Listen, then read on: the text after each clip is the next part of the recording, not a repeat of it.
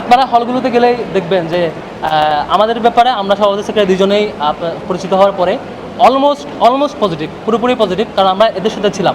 এমন না, অনেকেই ফেস্টিভ্যাল দুইটা জিনিস কায়েম করছে, আমি আপনাদেরকে ক্লিয়ার করি। একটা হচ্ছে শিবিরের ব্যাপারে একটা ভীতি তৈরি করছে, একটা শিবিরকে প্রথম যেটা করেছে শিবিরের সকল অফিস, কেন্দ্রীয় অফিস থেকে ওয়ার্ড অফিস পর্যন্ত, উপশাখা অফিস পর্যন্ত সকল অফিস সিলগালা করে লক করে দিয়ে শিবিরকে কাজ করতে দেয় নাই, নাম্বার ওয়ান। নাম্বার টু হচ্ছে জনগণকে ডিটাচ করার পরে নাম্বার টু হচ্ছে শিবিরের ব্যাপারে একটা শিবির ভীতি তৈরি করেছে, শিবির ফোবিয়া তৈরি করার চেষ্টা করেছে। আমাদের অ্যানাউন্সমেন্টের পরে, আমাদের পরিচয় আসার পরে শিক্ষার্থীরা বরাবরের মতো এই পুরো বয়ান একেবারে ভেঙে গেছে, কারণ আমি তো তাদের সাথেই ছিলাম, আমি তাদের সাথেই হলে ছিলাম।